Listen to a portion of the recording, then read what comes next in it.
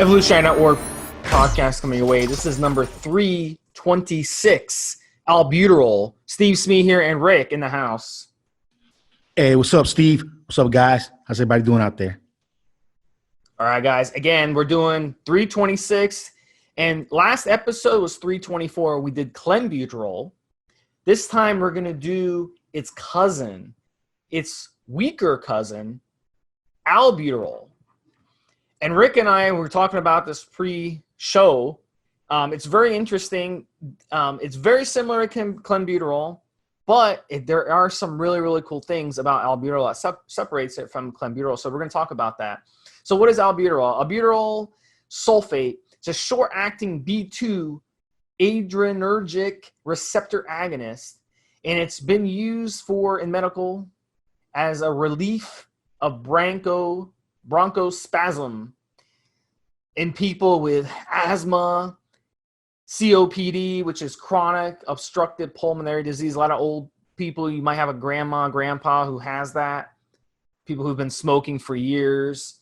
People who work around, dirty conditions like coal or, factories and stuff like that. They'll develop this. It's on the WHO, World Health Organization's list of essential medicines. That's really cool. This means that it's considered to be one of the most important medicines that are needed in the basic health system. So if you go, to a third world country, in really poor country, and you end up going to a clinic, there's a good chance that they will have albuterol on the shelf over there because it's on that list, something that needs to be there. Help people breathe. So we use it in bodybuilding for another use. We use it as an off-label use to help us burn fat and to increase performance. So, that's kind of the background on it. We're going to talk about how it may be an option for you. If you insist on using maybe clenbuterol might be better. We'll kind of debate that on this podcast. But first, I'm going to bring in Rick. Rick's going to go over the brief history of albuterol and tell us a little bit about what he knows about a history. He's really, really good with that. So enlighten us, Rick, on what you know. Albuterol was discovered around the 1960s. It was discovered in 1966, and it was launched as a drug. It's called Bentolin in 1969. 1972 Munich Olympics were the first time where anti-doping measures were really put in action. And so drugs like albuterol, clenbuterol and such were not allowed in the games at that point. There was a short span of time in the late 80s and early 90s where some athletes were allowed to use albuterol, but then it was quickly abused. A lot of people were just using it. A lot of them had scripts and such from doctors in their countries, but maybe they didn't quite need it. So again, it was banned from Olympic use. Albuterol has been available as a medication in the U.S. for human consumption, something that clenbuterol was not approved. And one of the reasons might be because albuterol is in and out of your system a lot quicker than clenbuterol, while clenbuterol will linger in your system for a lot longer. And obviously, when it comes to the FDA approving a drug, much better chance, if there are two drugs competing for the same use, much better chance of the drug that's in and out of your system and shows less side effects to be approved than the other one to not. So that's kind of just a history on albuterol there, kind of short history. So some of the other medical uses besides what I talked about, allergies, exercise-induced breathing difficulty. So if you remember back in elementary school during PE, some kids would run around and they would be, huffing and puffing. Well, the FDA actually approved it originally, Rick, in 1982 in the United States. So obviously it got updated with the approval. But if you can remember back in those days, it was possible that some of those kids, you grew up with who had those little inhalers, they were taking albuterol. And that would be much better, actually, much safer than taking a corticosteroid that you would inhale. My son, my oldest one, had he had a lot of albuterol put through his nebulizer. He had a lot of respiratory issues between ages about 2, 3 until about 6. Had a lot of respiratory issues, and we had a nebulizer at home and prescription for albuterol, and just every other month or so he'd get really bad. So I always had a steady supply of albuterol at the house. It just, like I said, with Clan, just never that appealing. Never really liked it much.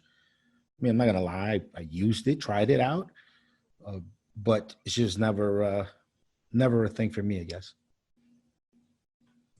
Yeah, so you can imagine in weight training and cardio and stuff how it could have some benefits if you can breathe easier, how it can kind of help you with that. So, I mean, delaying premature labor, cystic fibrosis, potassium in blood, those are other medical uses. But let's talk about, how it works. So, like I said, the good news is it's not a corticosteroid. I'm completely against ever putting a corticosteroid in your body unless it's absolutely necessary. Too many people abuse that. So, as athletes, as weightlifters, you should never, ever use a corticosteroid unless it's really necessary. So albuterol is a much better option.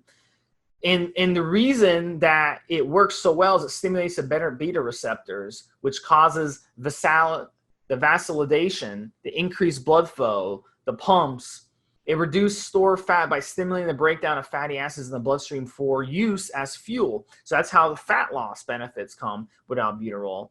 So, but the problem with albuterol, though, when we use it for bodybuilding purposes, for bodybuilding at bodybuilding dosages, Rick, is that boost in blood flow ends up straining the heart. So you can expect, is it going to help you breathe better when you're doing cardio? Yes. But on the flip side, it's going to hurt your cardio because it's going to cause your heart rate to speed up faster. It'd be like revving up your engine in your car and just revving up the RPMs. You burn out the engine when you do that. Or it'd be like drinking coffee before a workout. You're revving up the engine. That's not something you want to do before a workout.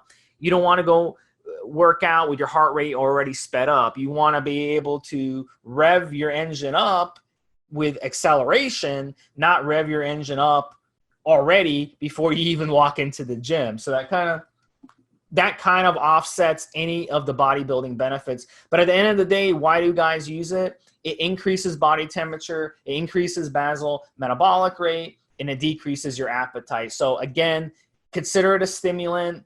It's going to help you reduce your appetite, help you burn a little bit of fat, and that's why bodybuilders will use it. And most of you guys listening to this out there, you don't really need albuterol or clenbuterol. You just need to have better habits when it comes to your eating, more consistency, and you'll be fine. You'll make it there. And I'm not talking to you if you have a show coming up or you have to look a certain way by a certain date. No, if you're just regular dad bod trying to shed some of that weight, stay the fuck away from it. It will do things to your body that could have long-term effects. And the fat loss is short-lived. The fat loss on it is short-lived. As a matter of fact, I think that if you use clenbuterol, albuterol as a crutch to lose fat, you have a higher chance of gaining all of that weight back and more, because you're just using these stimulants to sort of mask some really core lifestyle habits. When it comes to steroids, there's a certain amount of musculature that you're not going to be able to put on or hold on to unless you're adding androgens to your body. You could work out as much as you want for as long as you want. Take all the natural stuff. You will have a genetic point that you can't get past. Then steroids bring you way further along the way, obviously. When it comes to clenbuterol, you can lose that body fat natural without taking anything. No stimulants, no steroids. You can do that. So I'm not as much for guys using stimulants and things that affect their central nervous system, their heart, for just some short-term fat loss that can be achieved without anything. When it comes to steroids, I mean, I get it, I understand it. You're just not going to put on that extra muscle. You've been training 5-8 years natural, supplements, everything. You're just not going to gain that extra muscle unless you juice. So I don't. So as we go on with the podcast today, it's just unjustifiable to be doing albuterol. And again, if you have a show coming up and you got a coach, you guys have different ideas. I mean, that's fine. But just regular folks out there listening, guy trying to lose some body fat, trying to get back to your college shape. Just good diet, good healthy living will get you there eventually. You don't really need to slam on albuterol or clenbuterol. And Steve and I both have tried it, and we don't recommend it, do we? So I ran albuterol before. Running it at a low dose, it did have much less side effects than Clen. But once I ramped up the dose, I was starting to get the same side effects that I got from the Clen. The heartburn, the gut issues, the heat, feeling hot all the time. That's really annoying, especially when you live in a hot climate. And how are you supposed to do cardio? And how are you supposed to weight train when you feel hot? And I see people do that. They stim themselves up. They go work out at the gym. And they're sweating. And I'm sure they feel good afterwards. I mean, they sweat a lot. But are you really having an efficient workout when it comes to weight training by sweating your balls off during your workout? By overheating your body? No. It's actually not. It's not strengthening your heart. It's actually weakening your heart in this particular situation. It's not like doing like hot yoga where you go do hot yoga in a hot room and you sweat like crazy and your heart rate goes up. You actually strengthen your heart doing it that way. So it's not going to be a good idea, guys. But some guys really do like albuterol. You don't see it used too much. Not a lot of sources actually carry albuterol anymore. They carry clenbuterol. So, but let's say you do want to use it. One of the things to keep in mind if you are a tested athlete that you can use it. It is, even though it's on the WADA prohibited list, you would have to get a therapeutic use exemption to be able to use it. So you'd have to use it at a very low dose for therapeutic reasons. They will allow that. Another thing, the detection time is very short compared to clenbuterol. The half-life is only 6 hours. So if you use albuterol, some guys like to split it. So, the dosages, basically the way that as athletes we will use it for bodybuilding, 4 milligrams 3 times a day, so 12 milligrams total. That's a moderate dosage for fat loss. And then women would take, about a third of that. So, and you want to make sure you're drinking a lot of water while you're on it. You want to make sure you're also taking taurine, just like clenbuterol. You need your electrolytes. Otherwise, it's going to give you some really, really bad cramps especially if you're working out when you use it. Or you might be sitting at your desk and then get up and like, oh my gosh, my back just got tight. Well, you really need to use taurine when you're on it as well. So that's going to really help. I think I ran it for 2 weeks on, 2 weeks off. And then, that's really what people like to run it. It's just same as clenbuterol. But Rick, what do you think about how to run it when it comes to a cycle?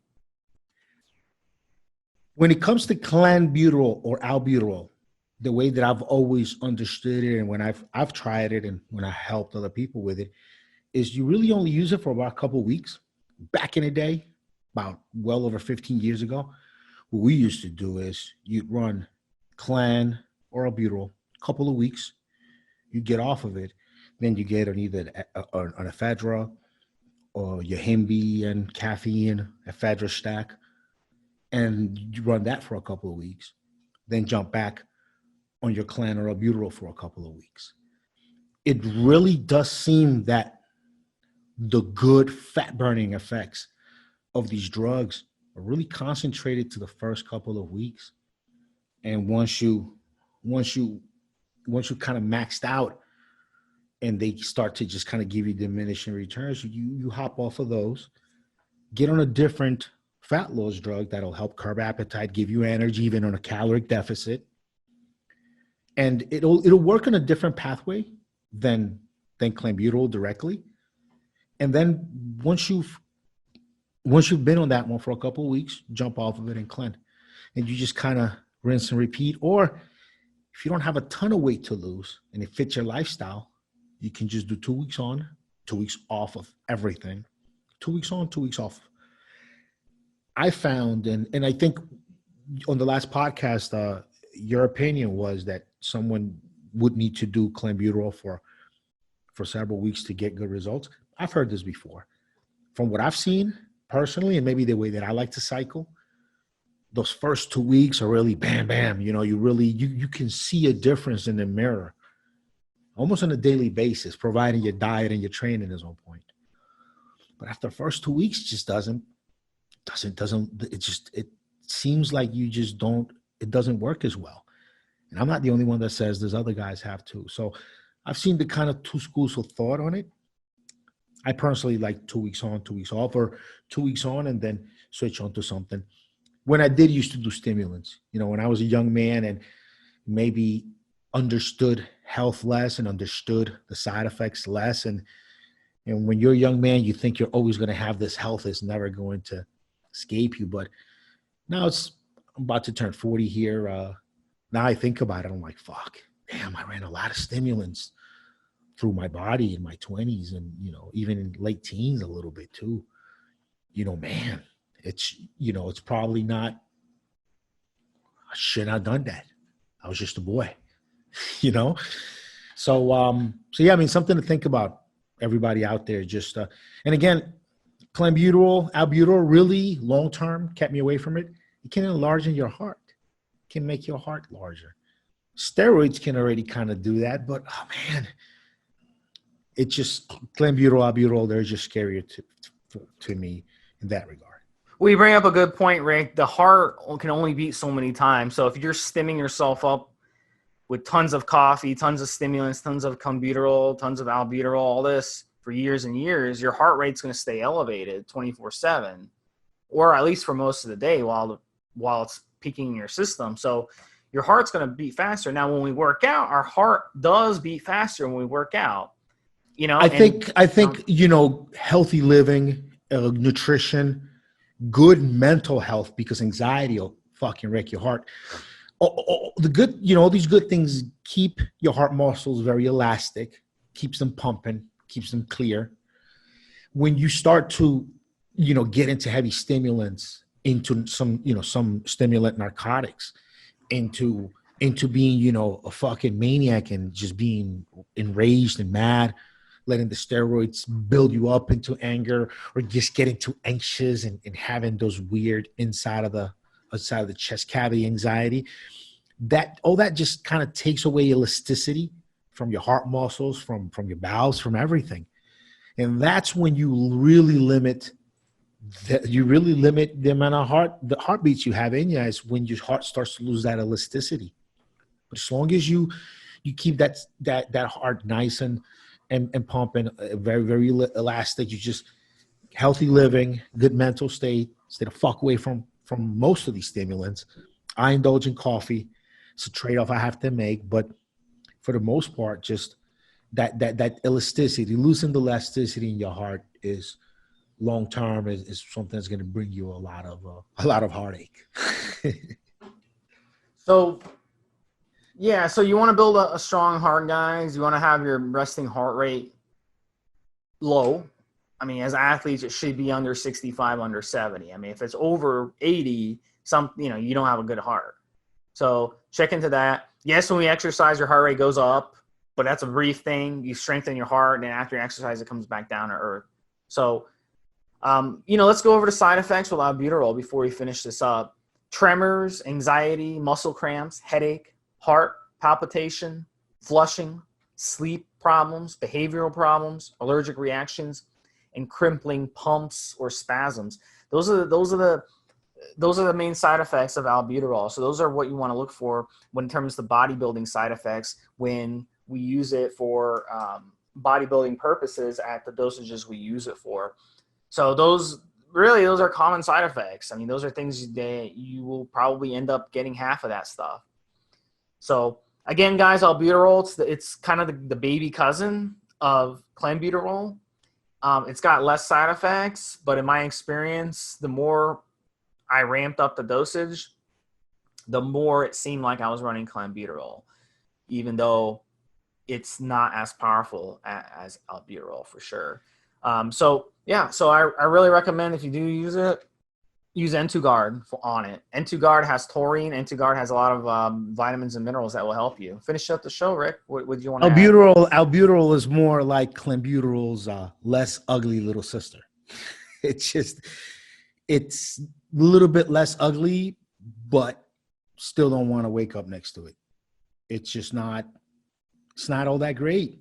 And again, specifically, you need to be a certain body fat percentage by a certain date. I can understand some of those guys, but just to shed a little bit of body fat, come on, man. What are you doing? Something that could have long lasting effects on your heart just for some short-term fat loss. Not worth it. Not worth it. Lifestyle, guys. Lifestyle. Make sure diet is on point. Make sure that you never let yourself get too far out of shape. Because that's what happens. That's when guys go crazy on taking stimulants and clenbuterol and albuterol, is when you've let yourself get too far out of shape and you need to do something now. You need to get like cut up now. Well, how about you don't let yourself get too far out of shape? How about you spend a little bit of time in front of the mirror every day, and once you see things starting to get out of hand, you curve and you change course and you get back on the right track. And then you're not desperate looking for stimulants and things that can hurt you to lose body fat very quickly. It took you weeks and months to put that body fat on. Give yourself the time to take it off. So that's just kind of the last message on it, guys. We provide the information, but we also need to give you guys our opinion on it. And it's just not worth it, dude. The juice is not worth the squeeze on albuterol, clenbuterol. Athletes, just I want to address athletes because it was big with Olympic athletes. And I've said this before on the podcast because athletes will test positive for steroids and for this or that. Look, when you're Olympic level athlete to where you've honed your skill and your technique to where your muscles are just doing the most efficient way that sport, that exercise needs it to be, and you're just there. If you got a little bit, just not even a lot, just a little bit of albuterol, a good stimulant like that, just a tiny bit of extra testosterone, DECA, anything, it could just give you that edge, shave those extra hundredths of a second. That could be the difference between that gold medal or being in just somebody in the fourth place in the picture. Once you're at that level, just a little dab will do you. So of course, Olympic athletes, all the time in trouble for clenbuterol, albuterol. Yeah, because these guys, just a tiny bit could bring them from fourth to first place. That's how close some of these sports are when you get up to Olympic, high Olympic level, Olympic competition. So, this is why it sees used. But you and I, we can just diet down fast and lose the body fat the right way and not fuck our hearts up in the process. If anything, maybe gain some heart health with good cardio. See, you shouldn't be doing fucking cardio on stimulants like clen and albuterol. I have. And I know a lot of people that have it. Just don't do it. It's not a good practice. Do your cardio. A little bit of caffeine, a little Warna maybe if you need a little pick me up, even a little taurine, something like that. Not a fucking butyrol, right? So that's just my closing the show on it. We already did clen, albuterol, and we needed this close up on these two stimulants. Anything else, Steve? Yeah, you bring up a good point. I don't know why people insist on torturing themselves when they do cardio. They want to be like, oh, I'm going to burn fat when I do cardio. You don't burn fat when you do cardio, guys. You can gain fat during cardio. Well, when your body goes into fat burning mode or fat storing mode, it doesn't have anything to do with how much exercise. You can go 4 hours and exercise all day. But if you're eating shit before and after your workout, you're still going to gain fat. We see this all the time in the gym. How many fat people do you see every day in the gym? Every day they're on the cardio machine, and they don't lose fat. When you get on that cardio machine, me personally, and just you're out there listening to this, I'm good getting on the cardio machine, even though I hate cardio machines, but I'll do them depending winter or whatever.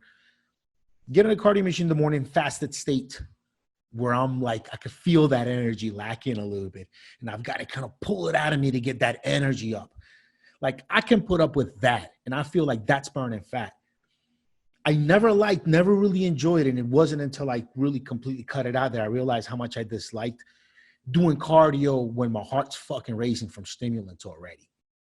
Yeah, big mistake. Big when mistake. I used to take the ECA stack, you know, it was ephedrine, caffeine, Yahimbi, and sometimes throw aspirin or Yahimbi, you ECA, ECY, and then go run and do. Oh man, yeah. So I hated that feeling. I used to just do it because the results looked it. It's completely unhealthy, but I could just see the fat coming off. Look, now you can get really good fast results. It hurts a little bit, but it hurts different. Fasting, AM cardio, it hurts, but it hurts different. It hurts different than taking these fucking stimulants and then trying to get some cardio out, and you don't know if you're having a fucking panic attack or if you're really getting a good cardio session, and it's just terrible. For Stevesmi and Rick, this has been another episode of Evolutionary Radio. We appreciate you guys listening. We'll have another episode up very soon. Have a good one. Have a good one, Steve. Have a good one, guys. Guys, this is the required legal disclaimer. We are only sharing our experience from years of steroid use. We are not doctors, and none of what we say should be regarded as medical advice. Always check with your doctor before taking any drugs or starting any training program.